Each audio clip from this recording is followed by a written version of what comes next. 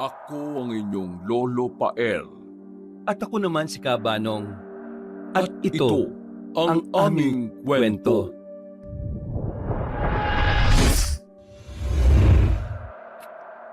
Tumitilaok pa lang ang mga manok sa madaling araw ay gising na ang napakasipag na maglulugaw sa Barrio del Pilar. Ang 60 anyos na si Aling Rena.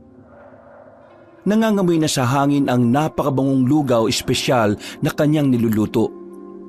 Ang nagpapa-espesyal dito'y ang isinasahog niya ritong chicharon, nilagang itlog ng pugo, ginayat na karne, tinadtad na dahon ng repolyo at pinipigaan ng kalamansi. Nang umagang yon, habang hindi pa dinudumog ng mga taga-baryo ang lugawan, ay katakatakang ganun din kaagang dumating ang bading na suki at matalik na rin kaibigan ni Aling Rena. Ang 25 anyos na si Jello. Kung tawagin ito ni Aling Rena ay Jella. At siya naman kung tawagin ito'y Inang Rena. Jella, ba't napakaaga mo naman na dumiretso dito? Kaya aga-agay, mukhang aabalahin mo na naman ako sa dala mong chismis Manong magbueno mano ka muna sa tindahan ko. Halika, at 3 mangkok kagad ang isisilbi ko. Bayaran mong lahat Hala, si Inang Rena talaga. Ang lagay balak mo talaga akong gawing mamoy namo O mamoy namo ka naman talaga. Mamoy namong chismosa. Che, at least maganda at always fresh na mamoy namo. Di katulad ng isa riyan na laging nauna pang napapani sa mga panindan niya. Ay, buwisit ka talagang Becky ka. Halika't umupo ka na rito't baka hindi ako makapagpigil sa tabas ng dila mo Ikaw ang gawin kong sahog sa lugaw ka. Saka, ano na naman ba yung chismis mo sana? Kumikending na lumapit at umupo sa tapat mismo ni Aling Rena si Jello. Doon mismo malapit sa istante ng mga Ricardo. Napakaarting pinagpagpa ng malalantik nitong mga kamay ang mesa bago itinukod ang mga siko. Kahit nakagupit pang lalaki ito'y hinawi pa kunwari nito ang akala mo'y napakahabang buhok. Inang Rena, alam bang may bagong dayo rito sa atin? May bagong pamilya na bagong lipat dito. Ha? Meron ba? Parang wala naman yata Meron kaya? Doon sa may Purok 3. Yung malapit sa bukid, isang matandang mag-asawa kasama ang nag-iisa nilang anak na dalaga. At alam mo ba, napakaganda ng dalaga, sexy at mistisahin. Ay, Diyos ko, nung unang makita ko, tinalbogan ang beauty ko, ina. Kamuntikan na rin tumalab sa akin ang kakaiba niyang beauty. Mabuti na lang at naderder din ako nang mapagtanto kong hindi nga pala ako straight. I cannot! Lukarit ka talaga, Becky ka. Sana nga yung dalaga ng yun ang makapagpapatuwid sa iyo. Sayang naman kasi ang kagandaang lalaki mo. Sayang ang lahi kung hindi pararamihin. Hoy, Inang Rena, napakalabong mangyari yan No way! Why? Kasi straight backless ako, no? Sa lalaki lang talaga ako nagkakagusto. Knows mo naman sana yon.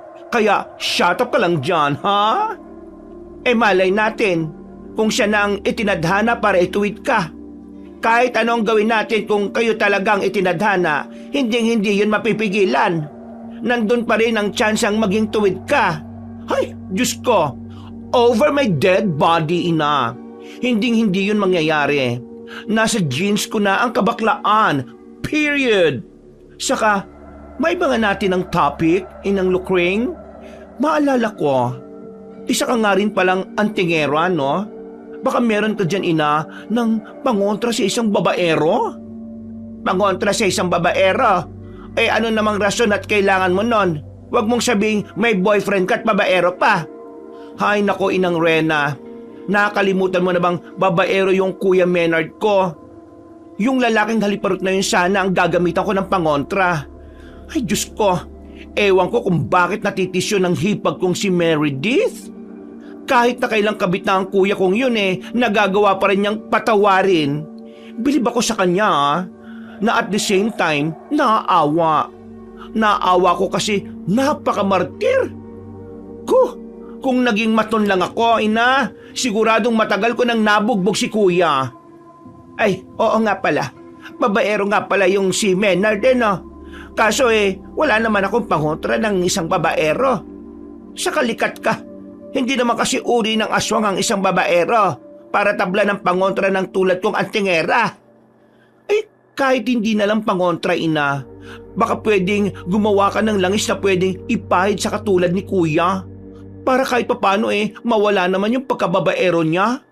Sobra na kasi siya, ina Ang ikinatatakot ko pa nga baka dumating ang araw na pati lalaking nagsusuot ng palda, mga kalahi ko baga, baka patulan na rin niya. Then kalaunan baka mauwi rin siyang tulad kong baklos. Ay nako, tama nang ako lang ang baklos sa pamilya namin, no? Ay nako, sa bagay nga, posibleng mangyari yon. Kaso wala talaga akong alam sa mga pampahid-pahid na hindi naman laban sa mga aswang at mga elemento sa paligid Siguro, ang dapat mong puntahan ay hindi yung tulad kong antingera.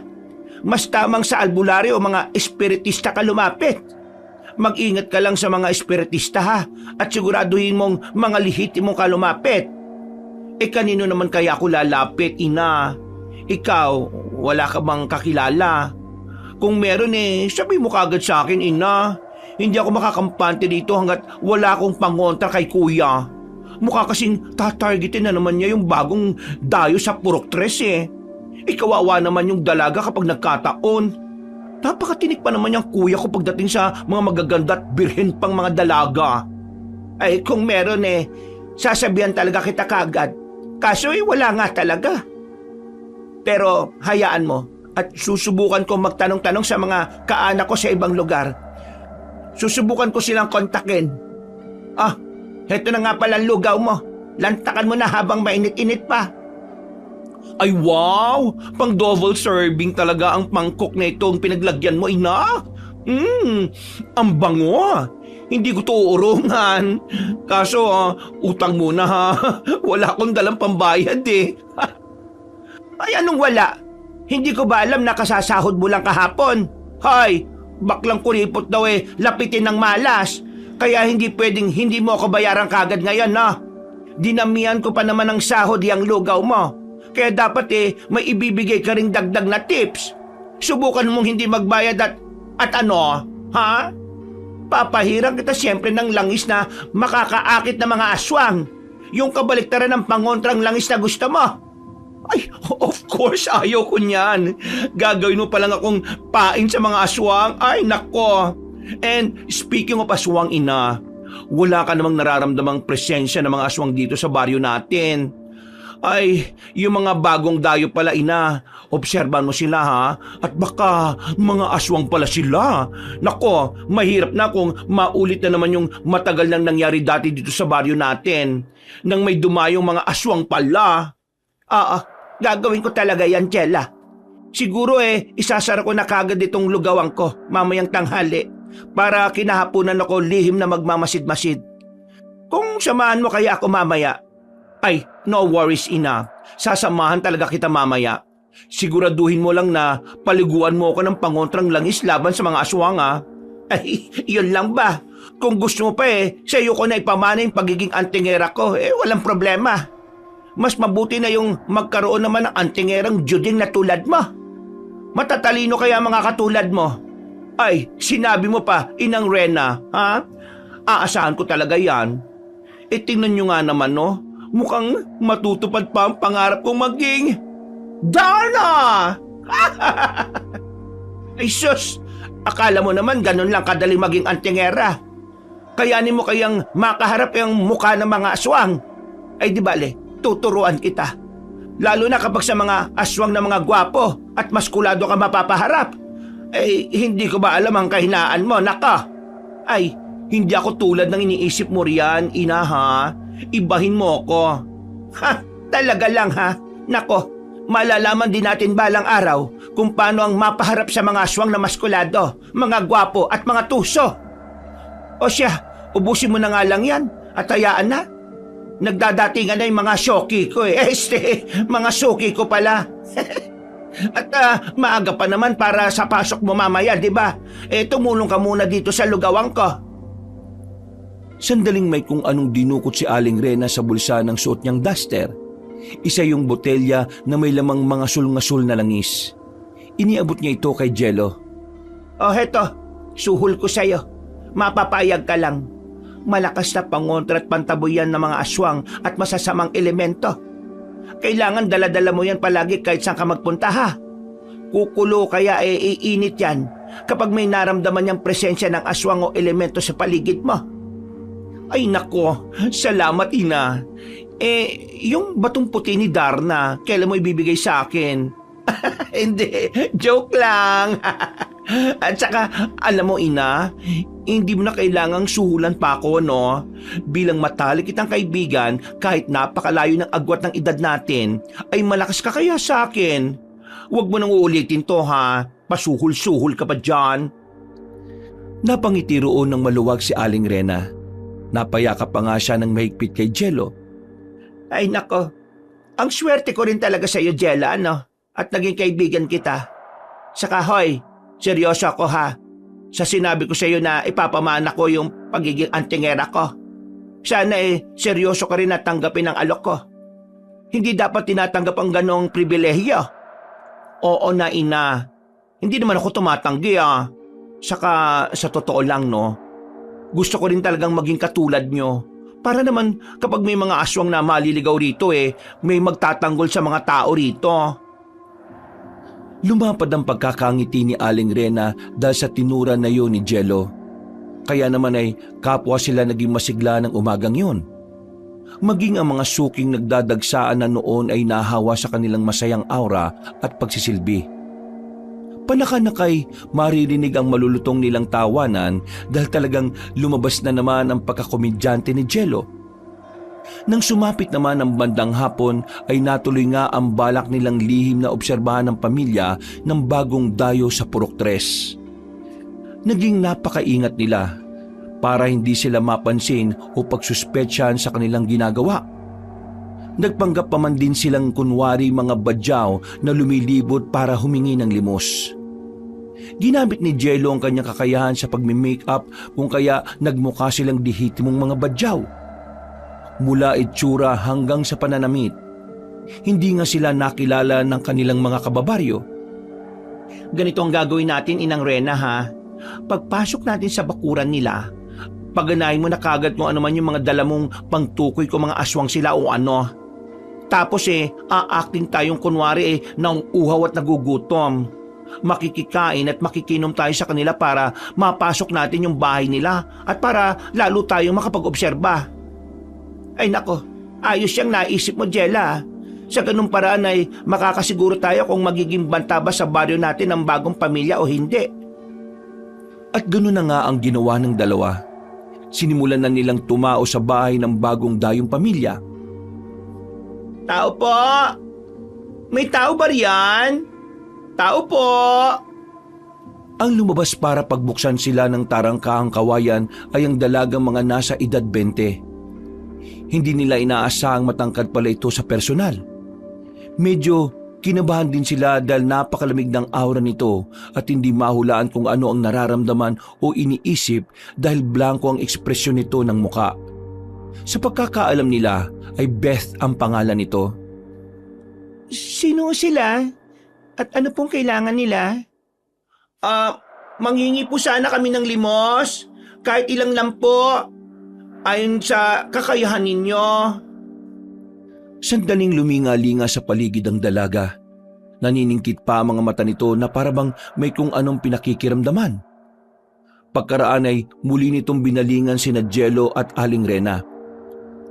Napakapari nito sa mga bulsa ng suot na paldang lagpas tuhod. Naku, wala pala akong dalang pera. Sandali lang ho at kukuha po ko ng barya sa pitaka ko. Pumasok na rin po pala kayo saglit sa loob ng bahay. May kakaiba po kasi akong nararamdaman sa paligid Sa unang pagkakatinginan ni Jello at Aling Rena ay natuwa sila sa pag-aalok mismo ng dalaga na pumasok sila saglit. Ngunit sa ikalawa ay pareho silang nagtataka. Kasunod nito'y napalinga-linga rin sila sa paligid at nakiramdam. Teka iha, may nararamdaman kang kakaiba sa paligid? Parang meron nga. Nanlaki pa ang mga mata ni Aling Rena nang mapagtanto niyang may kakaiba nga sa paligid nila ng pagkakataong yon. Pinagana kasi niya ang kanyang kakayahan bilang isang antingera. Ay, ano naman ang nararamdaman mo, ina? Bakit ako wala naman? Hindi pinansin ni Aling Rena ang tanong ni Jella. Kay Beth kasi ito mas nakatutok. Matanong nga kita, iha. Beth ang pangalan mo, tama? Oo, Beth nga po ang pangalan ko. Kayo ho? Ay, ako nga pala si Rena, iha. At ito naman kasama kong Becky ay si Jello. O Jella. Ay, Jella ang tawag ko sa kanya Parang walang anumang tumangutangulang ang dalaga. Kapag kuwan ay muli na namang naningkit ang mga mata nito habang napapamasid sa may di kalayuan sa labas ng bintana. Bigla rin itong napabulong sa sarili. Naku, mukhang may umaali-aligid talaga. Kailangan mahuli ko siya. Muling nagkatinginan sina Jello at Aling Rena. Sinong siyang tinutukoy mo, iha? Saka parehas ba tayo ng nararamdamang kakaiba sa paligid? Nang balingan ng dalaga si Aling Rena ay sandali itong matiim na napatitig sa matanda na parabang pilit kinikilala o kinikilatis ang pagkatao nito. Aling Rena, may nararamdaman din po akong kakaiba sa inyo Isa rin po ba kayong antingera? Namilog ang mga mata ni Aling Rena sa pagkagulat. Napamulagat nga siyang hindi makapaniwala sa kaharap. Oo, tama ka nga, iha. Isa nga akong antingera. Huwag mong sabihing isa ka ring antingera. Napabuntong hininga muna si Beth bago sinagot ang matanda. Opo, ang totoo po isa po kaming pamilya ng mga antingero na palipat-lipat ng lugar.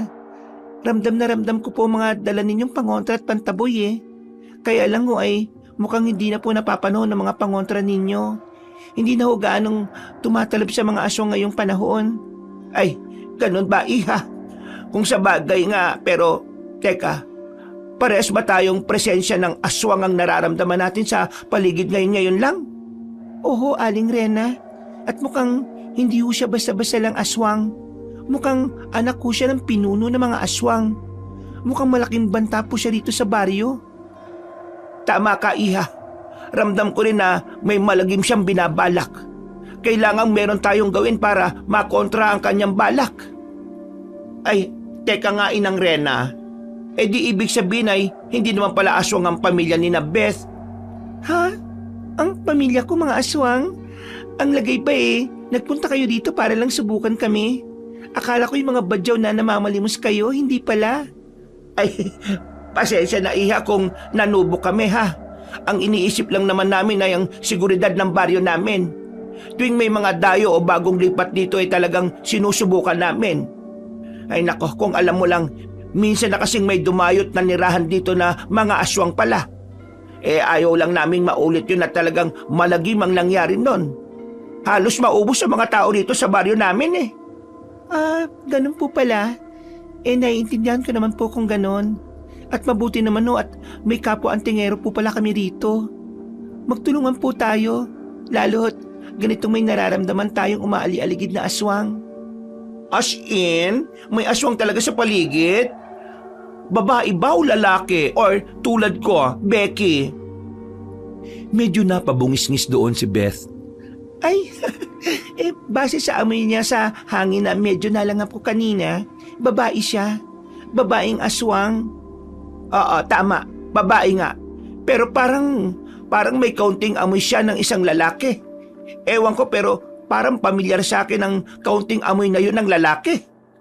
Oo, Aling Rena, may kaunting amoy nga siya ng isang lalaki. Baka naman aswang na tibo. Ako na lang, halong amoy lalaki at babae rin kaya ako.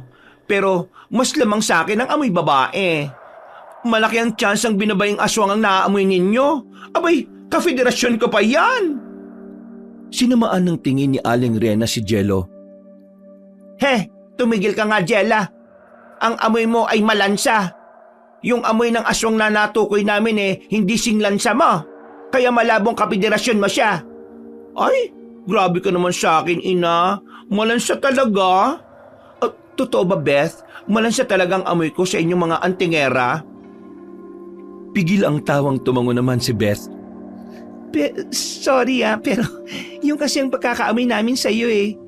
Kesa naman sabihin naming mabango ka, tapos sa iba mo pa malalaman na malansa ka talaga.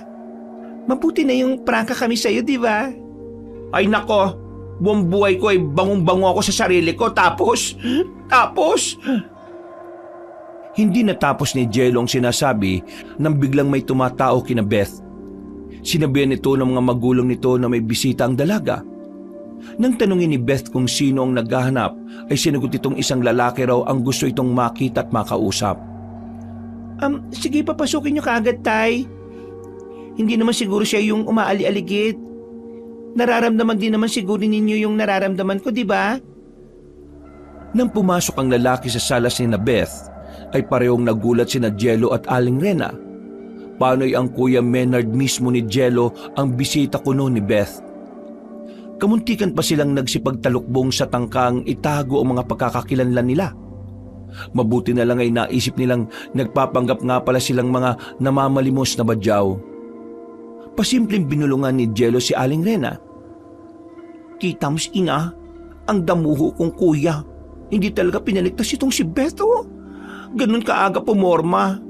Ay nako, mukhang mag-aaway na naman sila ng malala ni Ate Meredith kapag nalaman niya ito. Shh! Huwag ka maingay. Baka malaman niyang tayo ito. Tahimik na lang muna tayo, tingnan natin kung paano ang mangyayari. Tingin ko naman hindi basta-basta itong si Beth. Si Beth ay lihim na tinantya si Menard na hanip kung pumorma. Pinakiramdaman din niya ang pagkatao nito. Medyo natigilan siya nang may kakaiba siyang natukoy mula rito. May kaunting negatibong enerhiya sa pagkatao nito. Magandang papagabi, Miss Beautiful. Ako nga pala si Bernard. Binatang binata at naparito para sana umakyat ng ligaw kung okay lang sa'yo. Mula sa kanyang likuran ay inilabas ni Menard ang kung ano pang itinatago nito.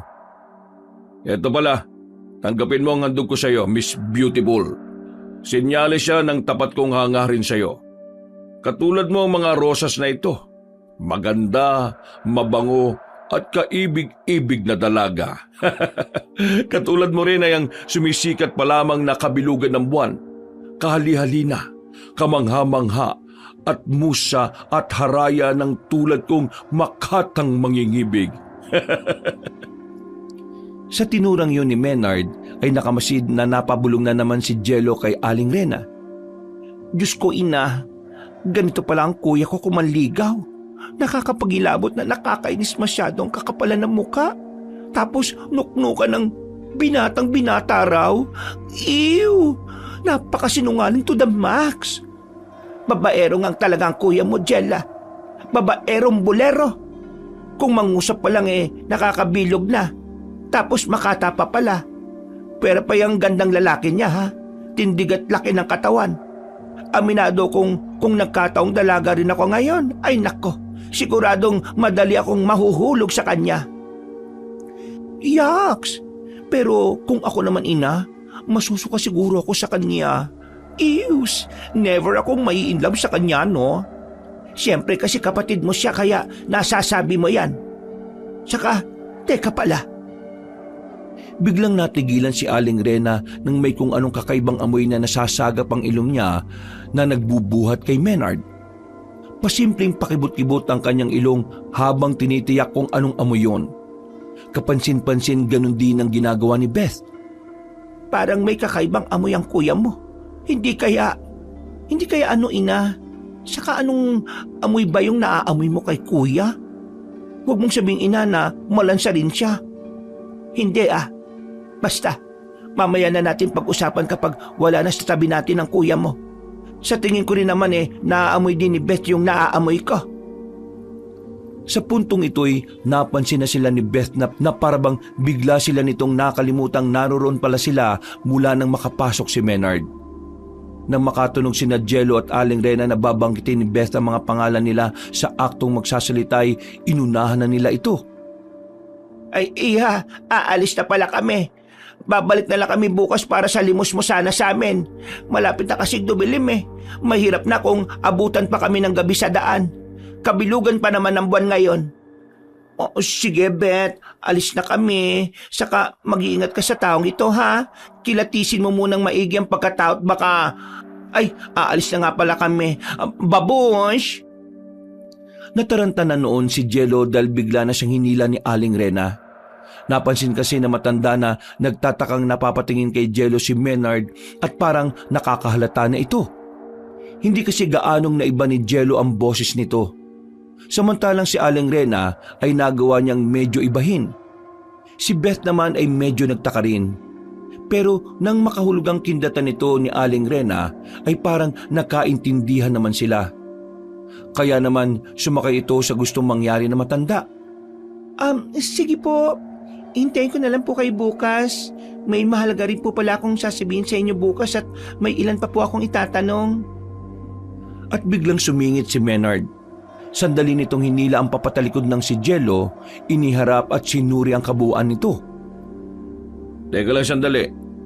Bakit parang kaboses mo yung kapatid ko, ha? Ikaw yata si Jello, ah. Kapatid? Agad sumingit si Aling Rena habang kinikindatan si Beth at walang tinig na pasimpleng nagwiwika na siya na ang bahala. Ay, sinong Jello? Kailan mo naging kapatid ng anak ko, ha? Nag-iisa ko lang siyang anak. Pwede ba? Bitiwan mo siya at uuwi na kami? Ay nako, maggagabi na eh. Di pa kami nakakauwi. At tuluyan na ngang umalis sina Aling Rena at Jello. Naiwan namang nagtataka pa rin si Menard. Pakamot-kamot pa ito ng ulo habang may kung anong ibinubulong. Hindi ako pwedeng magkamali eh. Palagay ko si Jello talaga yun. Mamaya kukumprontahin ko ang lokong yun. Hindi pa gaanong nakakalabas ng bakuran ni na Beth, walang ano-ano ay napakapa si Aling Rena sa bulsa ng suot niyang mahabang duster na bulaklakin. Nagbago ang ekspresyon ng kanyang muka. Nooy nagsisimula na ring magtakip silim. Aba teka, umiinit ang dala kong botelyang may lamang langis. Sinyalis na may aswang o elementong nasa paligid. Alerto ka, Jella. Ihanda mo yung ibinigay ko sa iyo mga pantaboy at pangontra, ha? Eksakto kasing nagsisimula ng dumilim kaya naglalabasan na sila. Alertong nagpalinga-linga sa paligid si Aling Rena. Maging si Jello ay napapagaya. Diyos ko, Ina. Nagpapakaba ka naman yata eh. Parang ngayon lang kita nakitang ganyan kung mag-warning. Seryoso ba talaga? Seryoso ako, Jella. Palibas ay ngayon lang ulit ako nakaramdam ng ganito sa paligid. Medyo matagal na rin yung huling aswang na lihim na sumalaki rito noon eh. Hindi ka pa yata naisisilang nung mangyari yon. Ngayon ay heto na naman. Palagay ko'y ibang angka nito na mga aswang. Isang angka na hindi nakakakilala ng abilidad ko bilang antingera. Pero bakit dito mo nararamdaman, Ina? Dito talaga sa bakuran ni na Beth? Akala ko ba'y isa rin siyang antingera?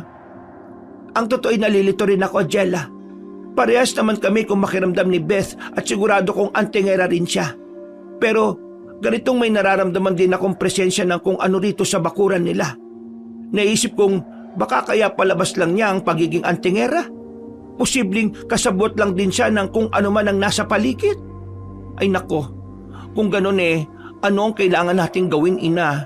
Saka, nararamdaman din ba ng sinasabi mong umaali-aligid dito ang mga pangontra at pantaboy na nasa mga bulsa natin? Oo, malamang nararamdaman din nila. Kaya, teka, naririnig mo ba yun, Jella? May kung anong kaluskos sa paligid. At may parang mahinang pag-atungal. Sinyalis na hindi niya nagugustuhan ang presensya ng mga pangontra at pantaboy natin. Niya, ibig bang sabihin, Ina, iisa lang ang nasa paligid? Tama, hindi kasi ganun kabigat ang nararamdaman kong presensya. Mientras mas mabigat mas marami. Sa pagkakataong ito ay magaan lang ang nararamdaman ko. Magaan pero ano, Ina? Ay nako, kinakabahan ako, Jella. Ramdam ko rin ang kanyang galit at pagkaatat na mambiktima. Palagay ko isa siyang aswang. Isang aswang na mapaghiganti. aswang na mapagiganti? Ibig bang sabihin, ina, yung mga may atraso sa kanya ang punteriya niya? Biglang napamuestra ng sampal sa hangin si Aling Rena sa tinura ni Jello. Tama ka dyan, Jella. Kaya mabuti pa'y magtago muna tayo dito at magmanman. Palagay ko'y posibleng alinman kina Beth, ang kanyang mga magulang at kay Maynard ang pakay ng umaaligid na aswang. Pwedeng isa sa kanila ang may atraso sa kanya. Ay naku, bakit kasali si Kuya Maynard? Doon ang posibilidad. O pwede ring tayo. Nandito pa kasi tayo sa bakuran ni na Beth Ay, kung ganun hindi na tayo dapat pa magtago at magmanman, ina. Ang lagay ba ipapain natin ang mga sarili natin para lang malaman natin kung ano ang ano? Abay, ayaw kong malaos ng aswang na yan, no? Shh! Magtago nga muna tayo. Doon tayo sa malagong mga halaman na yon. Hindi naman siguro tayo tatangkaing atakihin ng aswang na yan dahil may mga pangontra na naman tayo at pantaboy. Kahit ang sabi ni Beth luma na mga ito. Kahit papalo naman siguro may talab pa rin. Ganun na nga ang ginawa ni na Aling Rena at Jello. Nagtago sila sa malalagong mga halaman sa may bakuran ni na Beth. At pagkatago nila'y inilabas kagad nila ang mga pangontra at pantaboy nilang dala. Maya-maya lang ay may napansin silang bulto ng isang babaeng nagmamadaling naglalakad papunta sa bahay ni na Beth. Yun ay walang iba kundi ang 30 anyos na asawa ni Maynard na si Meredith. Nakasambakol ang mukha nito. Nakakuyom ang mga kamao at magkasalubong ang mga kilay.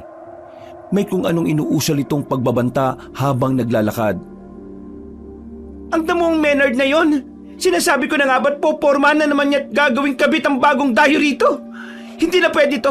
Punong-puno na ako sa iyo, Maynard. Pwes, bibigyan kita ngayon ng leksyon. Habang nagtatago sa halamanan, ay maang na napatingin si Jello kay Aling Rena na natulalaring nakamata sa direksyon ni Meredith. Ina, si Ate Meredith lang bang nararamdaman mo na pagkamalang negatibong enerhiya ng aswang? Nakakatawa na, nakakaalarma naman. Nakakatawa kasi hindi ko sukat akalain na si ate lang pala. Nakakaalarma naman kasi malamang na magwawala sila ng malala ni Kuya Maynard. Ay nako, ewan ko na lang. Mabilis na nagtuloy-tuloy si Meredith sa loob ng bahay ni na Beth.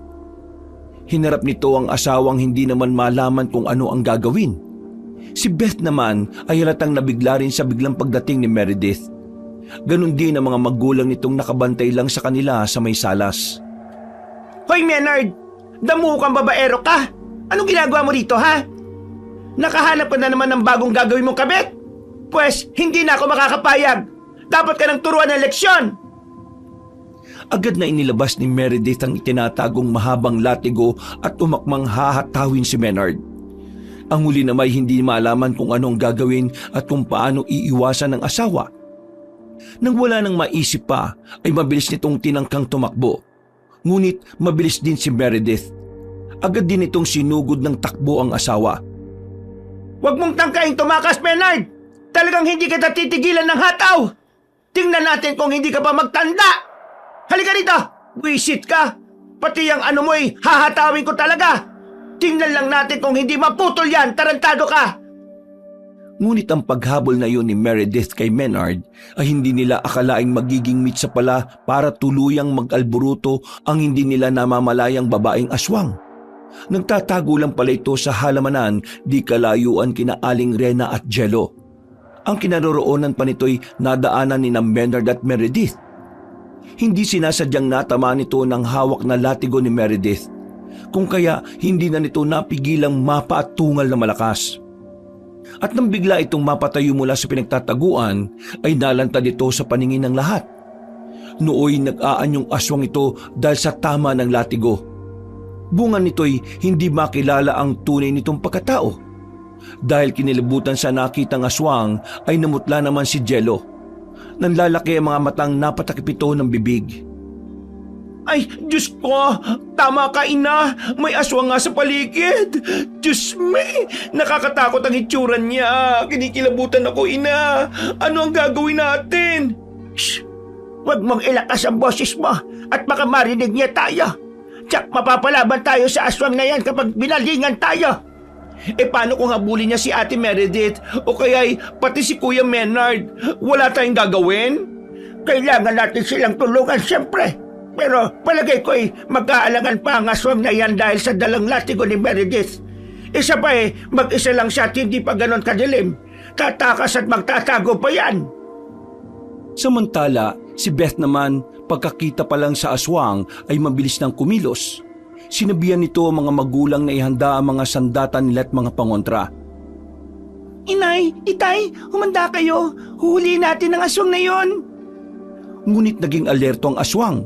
Maging ito'y halatang nararamdaman din ito ng mga antingero ang nasa paligid nitong sina Aling Rena at si Beth. Mabilis itong kumilos at tumakas. Dinig na dinig ang mga kaluskos nito, pati na ang mahina nitong nagbabantang pagsingasing.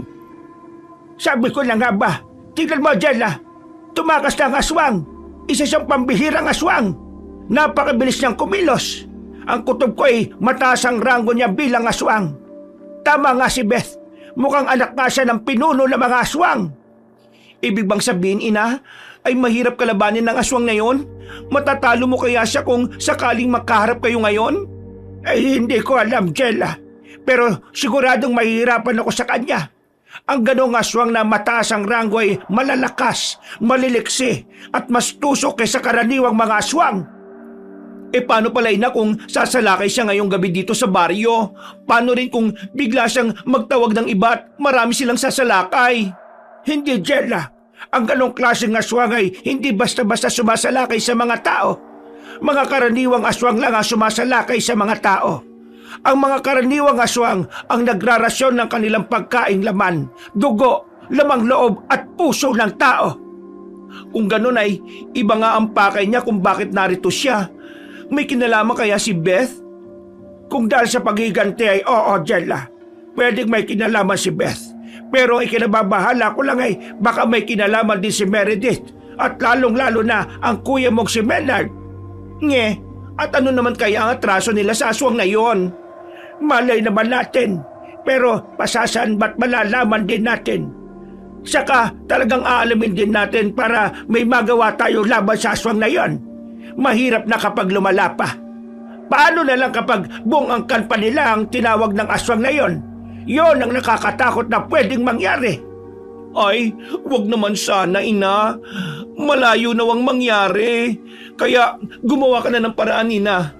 Ngayon mo patunayan sa akin kung gaano ka kalakas bilang isang antingera. Hayaan mo at gagawa ko ng paraan para matalo ang aswang na yon, Jella. Siyempre, kasama ka sa laban na ito. At eksakto pa, nandyan ang pamilya ni Beth na mga kapwa ko antingero at antingera. Sa kanyang narinig ay nanlalaki ang mga matang napaturo si Jello sa sarili. Halata sa kanyang mga mata ang disgusto, takot at pangamba. Hala naman, Ina, bakit kasama ako? Ay, wag niyo akong isama. Don't me.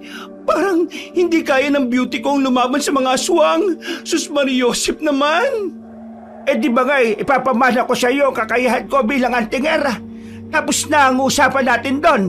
Gagawin kitang maladar na antingera. Ay, ikaw naman, Inang Rena. Sineryoso mo naman yon. Nagbibiro lang kaya ako, no? Saka nakita ko yung itsura ng aswang na yung kanina eh. Diyos ko, isipin ko pa lang na makakaharap ko yon. Ay baka mag-fly away ng kaluluwa ko, no? Kaya big no. Sa iba mo na lang ipamana yung pagkaantingera mo, Ina. Ay, hindi, Jella. Naibulong lang kita sa medalyon ko. Saka naamoy ka na rin ng aswang na yon at antingera na ang rehistro mo sa kanya. Kapag nakasalubong mo siya nang hindi mo namamalayan ay delikado ka na sa kanya. Kaya sa ayaw mo at sa gusto, obligado ka nang sanayin kita sa pagiging antingera. Ay, naku naman, Ina. Ba't naman ganon? Paagahin mo naman akong madeds niyan eh. Marami pang pangarap ang beauty kong tono. Anong maaga ka riyan? Tingnan mo ako. Aabot ba ako sa ganitong edad kung hindi ako naging antingera? Ay, oo nga no. Kaya lang magiging uugod-ugod at kulubuti naman ang beauty ko. Hindi ko yata yun ma-imagine, Ina. Ayoko. likat ka. Hoy, para sabihin ko sa iyong Becky ka, ipinagmamalaki kong umabot ako sa ganitong edad ha. Isa pa, sa ayaw at sa gusto mo, tatanda ka rin at magiging uugot-ugot at kulubutin. Nagkataon lang na mas nauna ako sa iyo, kaya huwag kang makaiw-iw sa edad ko. Habang nag-uusap pa ang dalaway, hindi na nila napansin natin ang kapalang habulin ni na Beth at ng kanyang mga magulang tumakas na aswang. Ngunit dahil nga sa bilis nito'y hindi na nila naabutan pa. Humahangos na bumalik ang mga ito at nang makita sina Aling Rena at Jello ay agad lumapit sa kanila. Ang dalawa na may nagulat na napatingin kay Beth at sa mga magulang nitong nooy medyo hinihingal. Hindi namin nahuli yung aswang, Aling Rena. Napakabilis niyang kumilos. Natitiyak namin ni na inay at itay na anak ngayon ng pinunong aswang na minsan na nilang nakalaban. Ang mga mata nito'y nagbabaga sa kapulahan na tulad ng pinunong aswang. Mukhang mahihirapan tayong kalabanin ng isang yun. Ay, siya ngang tunay, Beth. Mataas ang ranggo niya. Pero, teka pala, bakit pala narito sa bakuran ninyo ang aswang na iyon? Yun kaya ang dahilan kung bakit kayo nadayo rito sa amin? May atraso ba kayo sa aswang na iyon? Mariing umiling-iling si Beth bilang tugon sa tanong na yon ni Aling Rena. Nakalimutan na po yata ninyo, Aling Rena, na mga antingero rin kami. Natural po na mga kalaban tayo ng mga aswang. Pero sa kaso pong ito, hindi po dahil sa may atraso kami kaya nandito ang aswang na yung kanina. Ang sabi po ni inay, malabong basta na lang lulusob ang isang aswang sa bahay ng antingero. Baka raw po yung bisita kong lalaki kanina ang may atraso dun sa aswang na yon.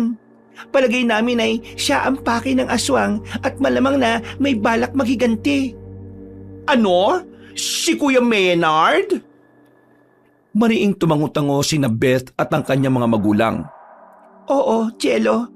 Kuya mo ba talaga yon? Si Jello naman ang mariing tumango-tango. Oo, kuya ko siya. Kanina'y nagpanggap lang kami kunwari ni Inang Rena na mga badyaw na namamalimos para nga sana alamin kung mga aswang nga ba kayo o hindi. Nag-makeup lang kami ni Ina kaya hindi kami basta-basta makikilala. Kaso mukhang nabisto niya ang boses palaka ko kanina. Sa palagay mo anong atraso ng kuya mo sa babaeng aswang na yon? Ay, ewan ko. Pero, oo nga pala. Baka dahil sa pagkababaero ni Kuya Maynard, palagay mo, Inang Rena, napakababaero kasi nun Napaisip naman si Aling Rena. Palagay ko nga oo. Teka Beth, tama ba ako na mukhang dalaga pa yung babaeng aswang na yon? Hindi naman siya matanda o may edad na, hindi ba? Napapabuntong hiningang umiling si Beth. Hindi po yun may edad, Aling Rena. Palagay ko po'y hindi naman gaano matanda sa akin. Kaya tama kayo, pwedeng dalaga pa ang aswang na yon. Kung gayon ay, baka isa yon sa mga naging babae ni Bernard. Ikaw, Jello, hindi mo ba namumukha ng babaeng aswang na yon kanina? Saan kaya yon nakilala ni Bernard? Hindi ko siya kilala, Ina. Paano ko ba mumukhaan Ang pangit kaya ng beauty niya sa itsura niyang aswang. Lahat ng mga naging babae ni Kuya ay mga kilala ko naman. At lahat siyempre ay magaganda. Kaya imposibleng magkagusto siya sa isang aswang na beauty, no? Hay, Jella, hindi lahat ng aswang ay pangit sa anyong tao nila. Karamihan sa kanila lalong-lalo na yung mga matatasang ranggo, magaganda at gwapo ang anyong tao. Huwag mo silang husgahan sa anyong aswang nila. Kaya ikaw, tulad ng lagi kong sinasabi sa'yo, mag-iingat ka sa mga gwapo at magaganda mga katawan dahil baka hindi mo alam aswang na pala. Ay, sige, remember ko yan, Ina. Kaya nga, nagkakasya na lang ako sa pa-crush-crush sa mga lalaking sobrang gugwapo at mamacho. Tulad niyan, kung hindi mga may dugong berde aswang naman. Saka, kaya nga yung latest kong nilalande ay yung sakto lang Yung hindi naman pangit pero hindi rin naman gwapo. Kaderder naman kung sa pangit ako papatol. Hindi carry ng beauty ko. Hindi carry ng beauty mong sing beauty naman ni Roderick Paulate. Ay naka. Che, bayan Ina, Paulo Ballesteros kaya to, no? Palibasa ikaw ay de las alas Ay, siya, tungkol pala kay Kuya Maynard. Maalala ko lang kanina, Ina. May sinasabi ka bandang una na parang may naamoy ka rin kakaiba kay kuya eh. Ito na ba yon? Na may atraso nga siya sa aswang na yon? Bigla naman parang natauhan doon si Aling Rena. Ay, oo nga pala, Beth. Naamoy mo rin ba yun kay Maynard? Naamoy ko nga pala sa kanya ang amoy ng aswang na yon. Ano kayang meron sa pagitan nilang dalawa?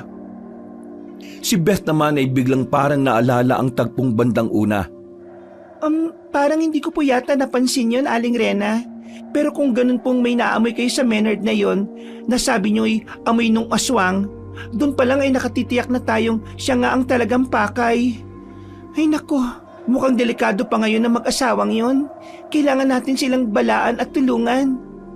Diyos ko, ang Kuya Maynard at Ate Meredith ko, Inang Rena. Tara na't sundan natin sila at baka sinusundan din sila ng aswang na yon. Tingnan nyo naman lumalatag na rin ang gabi. Malamang na hindi sila titigilan ng aswang na yon. Nasabi nga ninyo'y balak magiganti. Ayaw kung may mangyaring masama kina kuya at ate, no?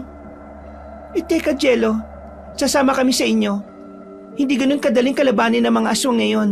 Lalo na kung magtawag pa yun ng mga kasama. Ay sige, pakibilisan nyo lang, Beth.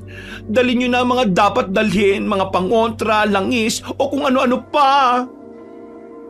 Saglit lang naman ang ginawang paghahanda ni na Beth at ng kanyang mga magulang. Pagkaraan ay nagmadali na silang pinuntahan kung saan man pumaroon ang naghabulang sina Meredith at Maynard. Ang agad nilang sinadya ay ang bahay ng mga ito na nasa Purok 7 naman ng kanilang baryo. Pagdating nila sa bahay ni Maynard at Meredith ay nagulat pa sila sa kanilang nadatnan. Nakita nila ang mga kapitbahay ng mga kalalakihan ay nagkakagulo. May dala mga itong nakasinding mga sulo, mga itak, latigo, buntot ng pagi, lingkaw, sibat at kung ano-ano pang sandata. Nag-aabang ang mga ito sa labas ng bahay na mag-asawa at tubiling nagsipasok dahil may mga kung anong pinangangambahan. Nagkasya na lang ang mga itong maghintay ng kung anong lalabas hanggang nababahala sa kanilang mga naririnig mula sa loob. Ang kanilang naririnig ay mga boses ni Maynard, Meredith at ng mismong babaeng aswang. Meredith, tulungan mo ako! Iligtas mo ako sa kamay ng aswang na ito! Hayop kang aswang ka! Bitiwan mo ang asawa ko! Hindi ka tatatantanan ng latigo hanggat hindi mo siya binibitiwan! Hetong sayo! Maririnig din ang sunod-sunod na atungal ng aswang habang nilalatigo ni Meredith. Nagwika pa itong pagmamay-ari nito si Maynard. Kung hindi raw nito masosolo si Maynard ay mas mabuti pa raw na hawaan na lang daw nito ng pagkaaswang ang lalaki. Anong akin? Asawa ko ang lalaking yan! Sa kapalagay mo ba papato lang asawa ko sa isang aswang na katulad mo? Bitiwan mo siya kung ayaw mong tatarin kita ng hampas! Umatungal muli ang babaeng aswang, pero sinagot pa rin ito si Meredith. Wika nito'y kasintahan daw ito ni Maynard. Ngunit hindi nito inakalang babaero pala ito. At ngayong natuklasan daw nitong hindi lang daw pala ito ang babae ni Maynard at may asawa pa ay hindi raw ito makakapayag na linlangin siya ng ganun-ganun na lang. Si Maynard naman, makaraang saglit na matahimik ay naghihinalang nagwika. Nakilala nito kung sino ang aswang nakaharap. Wenalyn, ikaw ba yan? Aswang ka? Ha? Kilala mo siya, Maynard? Isa siya sa mga naging kabit mo? Galit na biglang sumingasing ang aswang sa puntong ito dahil sa narinig mula kay Meredith. Mukhang masakit sa pandinig nito ang salitang kabit. Nagpahayag itong hindi raw ito kabit lang at gagawin daw nito ang lahat para maging legal na asawa ni Maynard. Papatayin daw nito si Meredith 10 ng lahat ng mga naging babae ni Maynard para raw wala na itong kaagaw. Si Maynard naman daw ay itatakas na nito at gagawing isa ring aswang. Hindi Wenalyn, hindi ako makakapayag na gawin mo akong aswang. Bitiwan mo ako, lubayan mo na ako at ang asawa ko. Ngunit sa halip ay lalo namang nagpuyos ang galit ni Wenalyn. Hindi nito nagustuhan ang tawag nito kay Meredith. Kaya naman ay ibinuhos na nito ang lahat ng lakas at sapilitan ng tinangkang itakas si Maynard kahit na pumapalag ito. Si Meredith naman ay umarang sa may pinto at iniamba ang hawak na mahabang latigo. Sa mukha nito'y mahahalatang may ipinaplano na ito laban sa aswang. Hindi ka magtatagumpay sa balak mong aswang ka! Bitiwan mo ang asawa ko at pagtuos tayo! Lapain mo muna ako kung gusto mong maitakas ang asawa ko! Ngunit tila naman nahulaan ng aswang ang binabalak ni Meredith. Kaya naman ang ginawa nito'y pabiglang kinalmot si Meredith sa may muka. Nang mapasa po si Meredith sa mukay, siya namang bira ng aswang. Agad nitong patulak na hinawi si Meredith sa may pinto at mabilis na lumabas habang akay-akay si Menard. Nakabaon ng matutulis nitong mga kuko sa mga braso ng lalaki na pinagpulupot naman ito sa likod. Hindi makapalag si Menard dahil sadyang napakalakas ng aswang na si Wenalyn. Pagkalabas ng aswang at ni Menard ay dito na aktwal na makakaharap ng aswang sina Aling Rena, Jello, Beth at ang mga magulang nito at pati na ang mga kalalakihang nag-aabang sa labas. Ay! Ayun ang aswang oh! Diyos ko! Ano binabalak niya kay Kuya Menard ko? Inang Rena, anong gagawin natin? Nako, mukhang itatakas niya ang kuya mo, Jello. Itay, inay, Aling Rena, magsipaganda kayo. Ilabas niyo ang mga pangontra ninyo't panlaban sa aswang na yan. Sisikapin natin siyang habulin. Sakto, makakatulong natin ang mga kalalakihan dito. Palilibutan natin siya. Tama ka, Beth. Pero maging alerto at maingat pa rin tayo laban sa aswang na yan. Tandaan ninyo, hindi siya pangkaraniwang aswang. Maliksi siya at malamang ay tuso. Ngunit nang mapansin agad ng aswang ang mga kalalakihang nakapalibot sa bahay ni na Menard at nang matunugan ng presensya ng mga antingero sa paligid ay naalerto ito. Bago pa ito pagkaguluhan ng mga kalalakihan ay mabilis itong nag-isip ng dapat gawin. Unay, nagdadalawang isip pa ito kung tuluyan ng bibitiwan si Menard o ipipilit isamang itakas. Maya-maya'y nagpasaklolo si Menard sa mga tao. Mga kapitbahay, tulungan niyo ako! Iligtas niyo ako sa aswang na ito! Malakas na napatungal ang aswang sa ginawang yon ni Menard. Nang gigigil na hinarap nito ang lalaki. Itinas nito ang isang kamay na may matutulis at mahabang mga kuko. Nanginginig na nagpipigil itong saktan si Menard. Sa huli, tuluyan itong binitiwan at marahas na itinulak si Menard. Ngunit bago yo'y parang nasasabik na dinila-dilaan itong nilawayan ang mukha ni Menard. At bago tuluyang mabilis na tumakas ay binantaan pa nito ang lalaki na babalik pa ito para bawiin ito. Nagsigawan ng mga kalalakihan nang makita nila kung saang direksyon pumaroon ng aswang. Sa kamalas-malasan pa, dahil sa pagkataranta, ang direksyong tinahak nito'y papunta pa sa kinaroroonan ni na Jello at Aling Rena. Medyo naghiwa-hiwalay kasi sila ni na Beth at ng mga magulang nito. Kaya naman ay nagkaharap sila. Ay, Diyos ko, Ina! Heto ang aswang! Diyos ko, Lord! Hindi ko kaya rin naharapin siya! Ikaw na, Inang Rena, lumaban dyan! Nanginginig na sumiksik si Jello sa likuran ni Aling Rena. Ang matanda na may buong tapang na hinarap ang sumisingasing na aswang. Iniamba nito dito ang pangontrang hinugot mula sa bulsa nito. Bilang isang antingera ay hindi ito nagpapakita ng anumang takot. Lalong tatapang ang aswang kapag nagpakita ng kahit na munting takot. Ang totoo'y matalim na nakatitig ang nanlalaki, pulang-pula at ugatang mga mata ng aswang kay Aling Rena. Talagang tinatansya nito kung natatakot ang matanda o hindi. Aha, sige!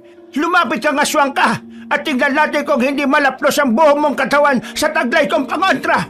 Ang lakas ng loob mong salubungin kami! Pasimpleng minataan ng aswang ang hawak na mga pangontrang langis ni Aling Rena na nakasilid sa mga botelya. Nakiramdam ito. Maya-maya'y katakot-takot nang umisi ito at nagwika.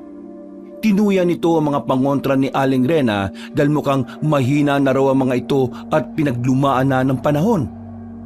Ay, oo nga pala, Ina. Nabanggit yan ni Beth na outdated na nga pala ang mga pangontra mo. Naku naman, Ina, oh. Paano na tayo kung bigla niya tayong sugurin at lapain? Ayoko pang mamatay, Ina. Marami pang pangarap na kailangang abutin ng beauty ko.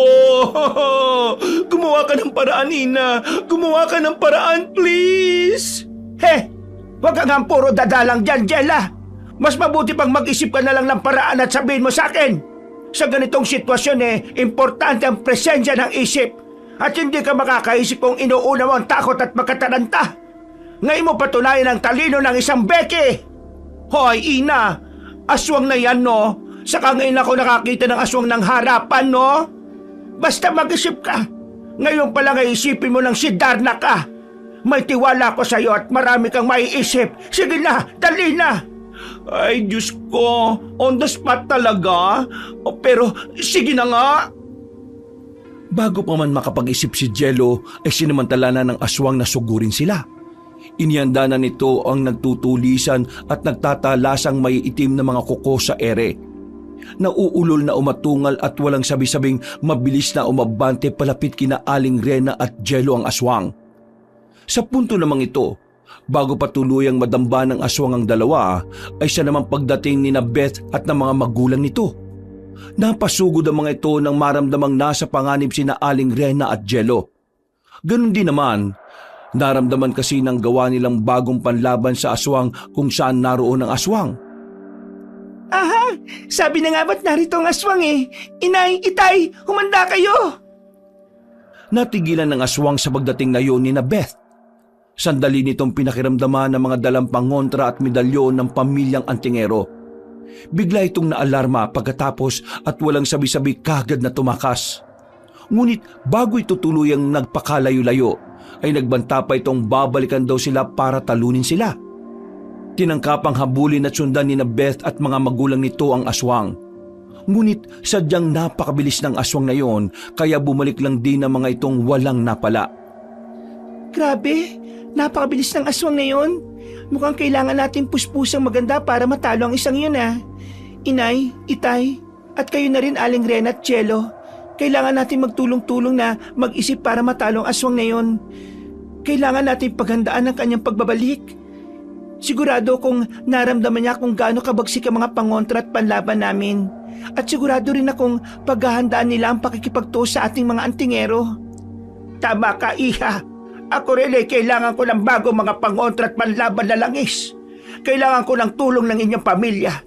Ihanda ko na rin si Jello bilang susunod na papalit sa akin bilang Antingero. Ay nako, so talagang kasali na ako, Ina. Hindi naman talaga pwedeng umatras ako. Alam nyo na, yes, may balls ako, pero matagal ng jurog.